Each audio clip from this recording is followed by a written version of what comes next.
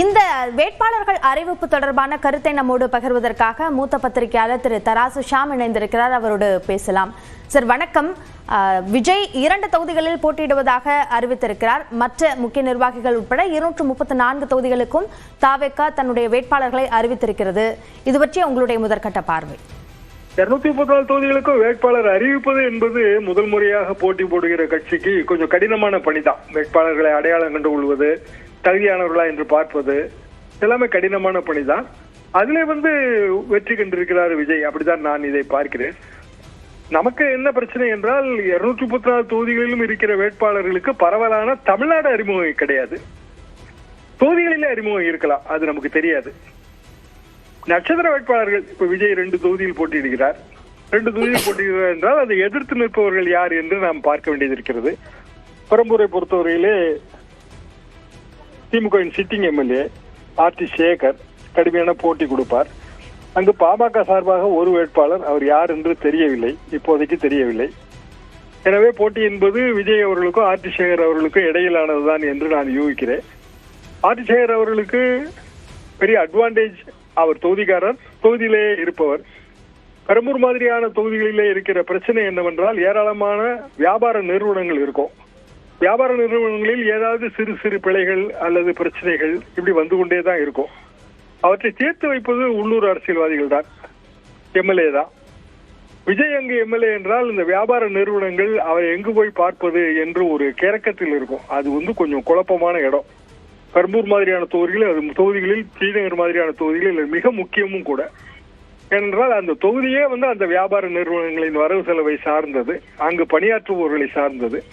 இந்த இடத்துல விஜய் அவர்கள் தன்னை ப்ரூவ் செய்ய வேண்டும். அதாவது நான் தொகுதிக்காரன் தான், தொகுதியிலேயே தங்கி பணியாற்றுவேன் என்று. ஆனால் அவர் திருச்சி கிழக்கு தொகுதியிலும் போட்டியிடுகிறார். அங்கு ஏற்கனவே இனிகோ இறுதியராஜ் அவர்கள் கிறிஸ்தவ ஓட்டு வங்கியை குறிவைத்து விஜய் அங்கு போட்டியிடுகிறார் என்று நான் யூகிக்கிறேன்.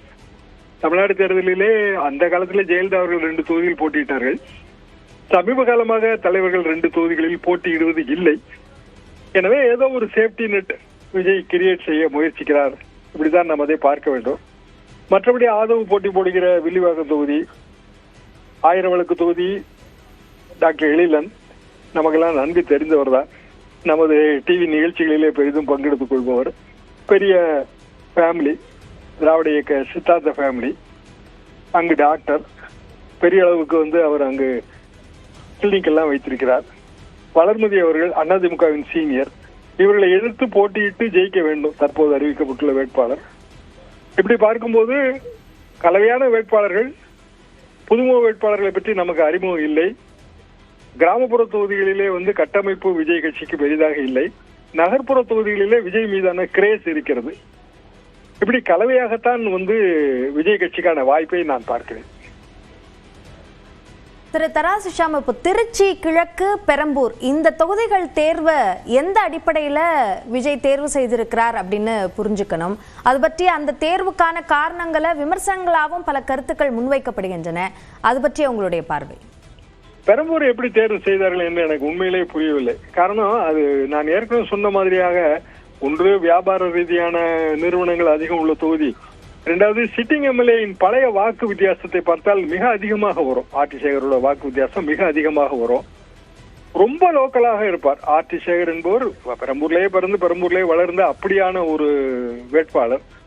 அதுக்கு விஜய் அந்த பெரம்பூர் மண்ணுக்கு அந்நியமாக தெரிவார்.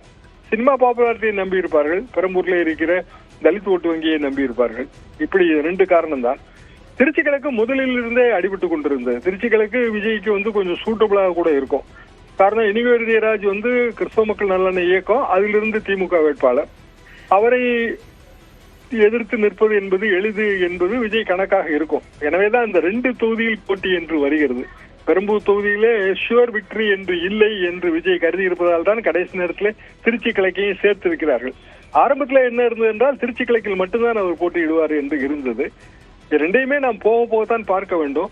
பொதுவாக கட்சி தலைவர்கள் 2 தொகுதியில் போட்டியிட்டால் அது கவனம் சிதறும். 2 தொகுதிகளுக்கும் அவர்கள் நேரம் கொடுக்க வேண்டும். நிறைவு பிரச்சாரம் எந்த தொகுதியில அமைத்துக் கொள்கிறார்கள் என்பதை எப்போதுமே பார்க்க வேண்டும். நிறைவு பிரச்சாரம் ஏதாவது ஒரு தொகுதியில் தான் அமைக்க முடியும். அநேகமாக அது பெரம்பூர் தொகுதியாக தான் விஜய் அவர்களுக்கு இருக்கும். இப்படியான சில சிக்கல்கள் இருக்கின்றன. என்றாலும் 2 தொகுதியில் போட்டியிடுவது ஒரு தைரியம் தான். அந்த வகையிலே விஜய் அவர்களுக்கு எனது வாழ்த்துகள். 2 தொகுதிகளில் தலைவர்கள் போட்டியிடுவது என்பது தமிழ்நாட்டை பொறுத்த வரைக்கும் இதற்கு முன்பு அப்படியான நிகழ்வுகள் நடந்திருக்கா? யார் யாரெல்லாம் அப்படி போட்டிட்டு இருக்காங்க திரு தராசு ஷாம்? என் நினைவுக்கு ஜெயலலிதா அவர்கள் 2 தொகுதியில் போட்டியிட்டார்கள். பர்கூர் மற்றும் காங்கேயம் 1991 தேர்தல். அதுல 2லுமே அவர் வெற்றி பெற்றார். காங்கேயம் தொகுதியை மட்டும் அவர் ராஜினாமா செய்துவிட்டு அங்கு ஆர் வீரப்பன் அவர்களை இடைத்தேர்தலிலே போட்டிய வேட்பாளராக அவர் அறிவித்தார். இதை தாண்டி பெரிய உதாரணங்கள் எதுவும் இருப்பதாக எனக்கு தெரியவில்லை 2 தொகுதிகளிலே போட்டியிடுவது. பொதுவாக அது நல்லது இல்லை என்பதே எனது கருத்து. காரணம், மீண்டும் ஒரு முறை தொகுதியை ராஜினாமா செய்ய வேண்டும். 2 தொகுதியில் போட்டியிடும்போது ஏற்படுகிற கவன சிதறல். தலைவர்கள் ஒரு தொகுதியில் போட்டியிடுவதுதான் நல்லது என்பதுதான் எனது கருத்து. நன்றி திரு தராசு ஷாம், இணைப்பில் உங்களுடைய கருத்துக்களை எங்களோடு பகிர்ந்து கொண்டமைக்கு.